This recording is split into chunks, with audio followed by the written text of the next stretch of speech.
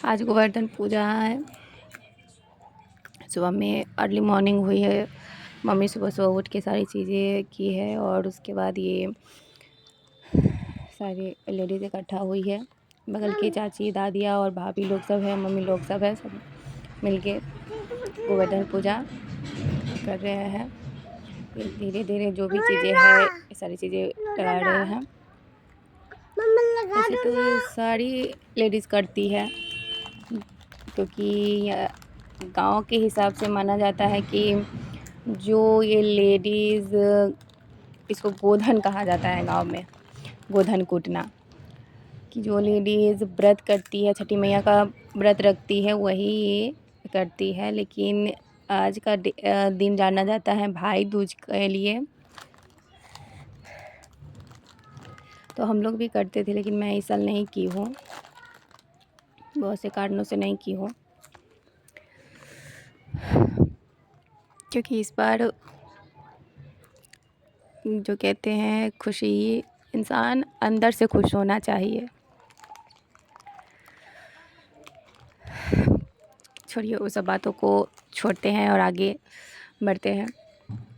पूजा वूजा स्टार्ट हो रही है धीरे धीरे करके, सारे लोग सब आ रहे हैं। अभी तो थोड़े ही लोग सब आए हैं, लेकिन धीरे धीरे करके बहुत सारी लेडीज़ आएंगी। ये आसपास की है, जो मुझे कुछ लोग चाचियाँ लगें, कुछ भाभी है, कुछ दादी है, अगल बगल की है। इसमें बहुत से जो है कुछ लोग जो बहुत करीब के हैं।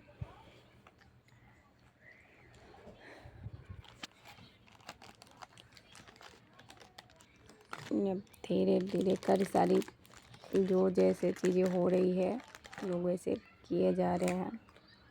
ये जो मम्मी लोग और दादी चाची लोग सब कर रही हैं, ये है रेगनी का काट। इससे पहले क्या कहते हैं, सरापा जाता है, मतलब कि बहुत कुछ बोली जाती है। मैं वो सब वर्ड इस्तेमाल नहीं करना चाहती हूँ। फिर गुधन कुटाने के बाद वो सब चीज़ों को, जैसे कि गलत को सही किया जाता है।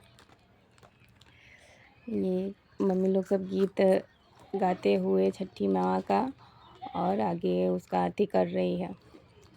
और उसके बाद वो एक सीन में नहीं थी, मैं शूट नहीं कर पाई हूँ। जब ये कुटाया है उस टाइम में नहीं थी, मैं बाबू को लेकर अंदर चली गई थी, क्योंकि बाबू बहुत रोने लगा था। तो इसको लेकर मैं वहाँ से चली गई थी। बाद में मैं आई हूँ तो मैं वीडियो की हूँ। उसके बाद ये यहाँ पे दादी सबसे बड़ी है, तो माँ ने इनसे सबसे पहले सिंदूर लगवाया है। ये सबसे बड़ी, ये दादी को कुछ भी कहो तो बहुत कहते हैं कि कोई भी अच्छी शुरुआत करने से पहले कुछ मीठा होना चाहिए। तो आज कुछ अच्छी शुरुआत करने से पहले मैं आज वैसे भी, आज गोधन के दिन पे बहुत सारी चीज़ें बनती हैं। माँ बनाई थी, गोझा बना था, मम्मी सुबह में ही उठ के गोझा बनाई है।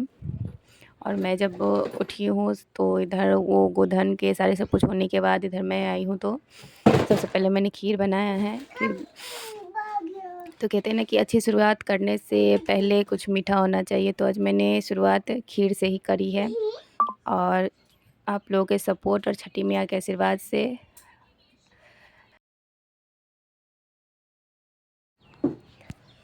उसके बाद आज गेहूँ धुला है, जो छठी मैया का ठेकुआ खजूरिया ये सब जो बनेगा, तो इससे ही। तो ये धोने के बाद इसको अच्छे से छान लिया गया। उसके बाद माँ उसको अच्छे से छन्नी में धोई है कि उसमें मिट्टी कंकड़ या कुछ भी ना रह जाए। उसके बाद माँ ले गई है और सारे को, मैं सुबह में नहाई नहीं थी, इसकी वजह से मैंने कुछ नहीं किया, माँ ने ही खुद किया ये सारी चीज़ें। और एक और भाभी थी तो उन्होंने हेल्प करा है। तो मैंने उनको बोला था, उस टाइम में माँ कुछ और बात कह रही थी, जो भी कह रही थी सुनने वाला ही था। हाँ, ये साठी होता है, ये धान की ही तरह होता है, इसका चावल अलग होता है, इससे कसार बनता है। छठ पूजा का सारा चीज़ करने आने के बाद नीचे खाना का जो भी प्रिपरेशन बाकी था, तो वो सारी चीज़ें मैं करने आ गई थी।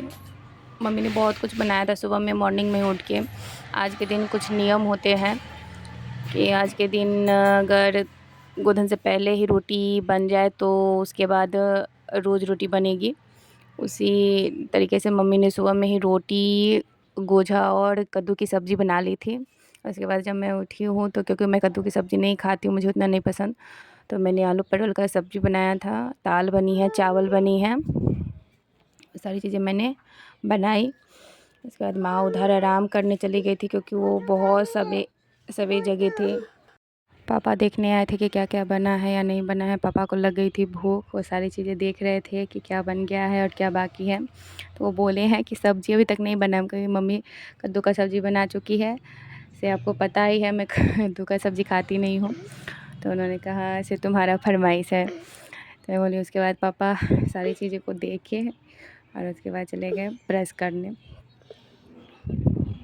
और उसके बाद मैं सब्ज़ी बनाने के बाद दोनों वहीं पे भाभी थी, भाभी से भी मैं बात कर रही थी। ये सब्ज़ी बनाने में थोड़ा सा टाइम लगा था क्योंकि आलू परवल की मैं सादी सब्ज़ी नहीं बना रही थी, मैं बना रही थी उसको एकदम से अच्छे से फ्राई करके बना रही थी। इसकी वजह से मैं उसमें टाइम लगा है, आधा पौन घंटे लगे हैं बनाने में। इसलिए पापा बार बार आके कह रहे थे मुझे सब्ज़ी ब्रश करने से पहले मुझे मिल जाना चाहिए।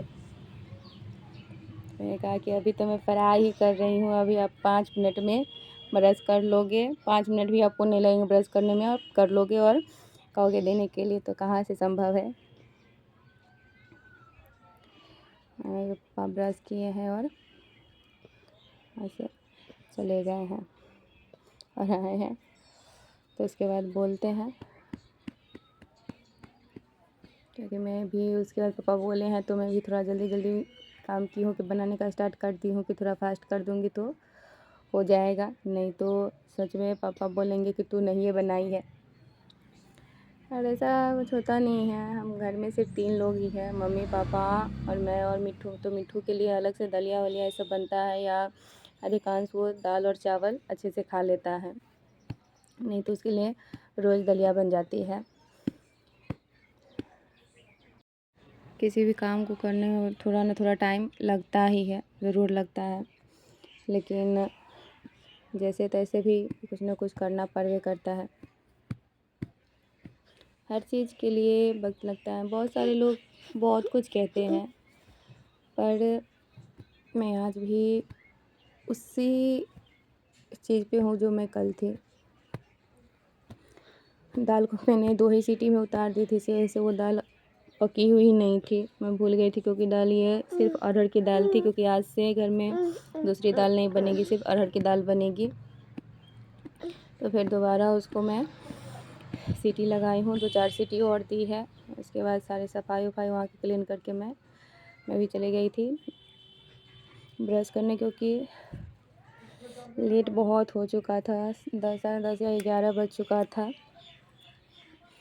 उसके बाद ब्रश करने के बाद नहाना भी था, और आज क्योंकि आज के बाद से पूजा का सब कुछ करना है, तो अच्छे से बाल वाल साफ कर नहाने के बाद ऊपर जो साठी और गेहूँ डाला हुआ था, तो दोपहर में इसको फिर से दोबारा से उसको, क्योंकि भी सर्दी की धूप है, इसके वजह से उतना जल्दी नहीं सूखेगा, तो उसको 2 बार 3 बार उसको चलाना पड़ता है। तो इस सुबह में ही पूरा सब कुछ करके और एक बार देखकर उसको चली गई थी। तो नहाने के बाद मम्मी बोली है कि जिस टाइम तुमको टाइम मिलेगा बाबू से जाकर देख लेना।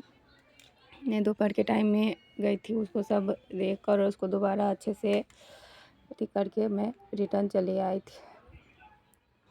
बाल नहीं बांधे थे, बाल गीले थे, इसकी वजह से बाल बहुत डिस्टर्ब कर रहा था, और उस समय बाल उल नहीं पड़ना चाहिए, अच्छा नहीं होता है। फिर भी जैसे भी करके उसको पूरा क्या, इसमें छोटी छोटी बातों का बहुत ख्याल रखना पड़ता है। ये कहते हैं ना कि ये सिर्फ पर्व नहीं है, ये इंसान के दिल से सब कुछ होता है। इसमें कोई भी इंसान नहीं गरीब है, ना ही कोई अमीर है। यहाँ जो चीज़ें भी होती है श्रद्धा से होती हैं। बहुत से लोग हैं जो व्रत करती है, जो सक्षम नहीं होते हैं तो लोग एक दूसरे की मदद भी करते हैं और लिए दिए भी जाते हैं व्रत करने के लिए और सब कुछ करने के लिए। अरे यहाँ गांव में तो और भी होता है, किसी के पास कुछ है तो किसी के पास कुछ है तो लोग एक दूसरे को ले देकर क्या करते हैं।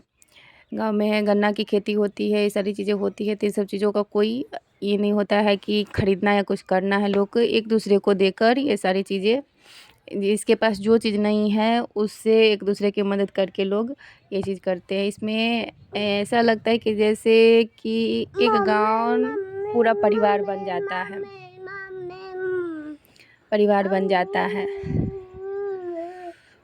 और देखते देखते ये सब चीज़ करने में इतना अच्छा लगता है और करते पता नहीं चलेगा। कोई भी काम इतने होते हैं कि लगेगा कि बहुत सारे काम हैं, थक जाएंगे करते करते, लेकिन उस दिन तक, जिस दिन तक पूजा होती है उस दिन आज तक आपको कोई भी थकान या कुछ भी कोई महसूस नहीं होती है।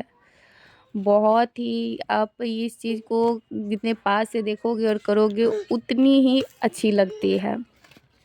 पहले हमारे घर पूजा नहीं हुआ करती थी। मेरी मम्मा 3 4 5 साल से इधर करने का स्टार्ट किया था और धरने में बचपन से ही मुझे ये सब चीज़ पूजा पाठ ये सारी चीज़ें करना।